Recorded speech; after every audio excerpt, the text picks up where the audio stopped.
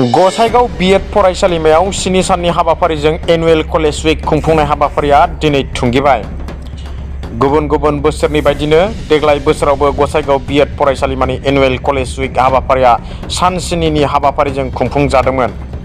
दिनै जोबथि सानाव गुबुन गुबुन माहारि एबा आयदायाव देरहासारनो हानाय फरायसाफोरनो बान्था राननाय हाबाफारि खुंफुंदों।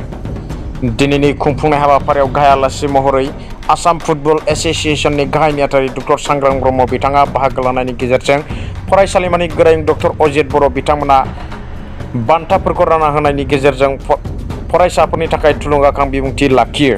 लोगोसे हाबाफारिजों लोब्बा लाखिनानै खौरांगिरिनि सोंथियाव डक्टर सांग्रां ब्रह्म बिथाङा बे समाव मा बुंदों फै मिथिनानै लानि।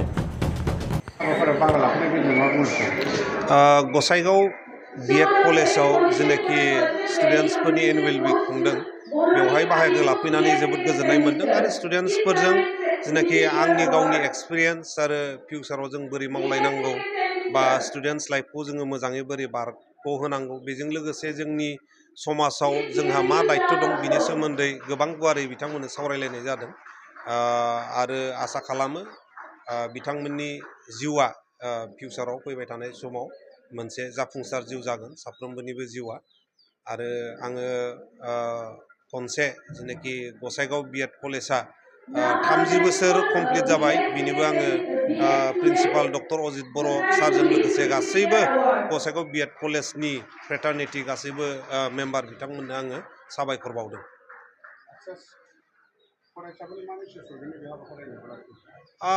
जेनाखि एनुवेल उइक बे एनुवेल उइकआव जोङो प्राइज मोननो थाखायल' पार्टिसिपेट खालामनो नाङा। जोंनि फरायसालिफ्राव गोबां बुरजा स्टुडेन्टस थायो नाथाय जोङो बेफ्राव पार्टिसिपेसनखौ खोब खम नुनो मोनो। नाथाय बेफोरबायदि नङा, जोङो पार्टिसिपेटखौ खालामनांगौ। मेडेल मोननो थाखायल' नङा, बे एनुवेल स्पर्ट्सआव पार्टिसिपेसन खालामोबा गावनि गासैबो बिथिङाव जेनाखि जौगाथाय जोङो बेखौ मोननो हायो।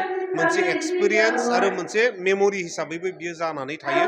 दा बिनि थाखायनो जोङो बेफोर जेनाखि सुबिदा बेफोर जोंनि खाबु जोङो बेफोरखौ लानांगौ आरो जोङो बिनि गोजानाव थानो नाङा।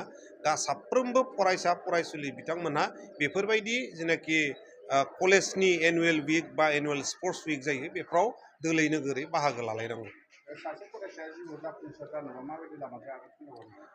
जाफुंसार जानांगौबा आङो बेखौनो बुंबाय थादों कि सिगाङावनो गावनि सायाव गावखौनो फोथायनायखौ लाग्रोनांगोन आरो गोग्गोम मोनसे फोथायनायजों लोगोसे नांथाब नाजानाय जोङो बेखौ दोननांगोन। अब्लानो बुहुमाव जेखि प्रब्लेम बा जेखि डिफिकाल्टिस फैया मानो जोङो बेखौ बारलांनो हायो आरो जोङो जिबनाव जाफुंसार जानो हायो।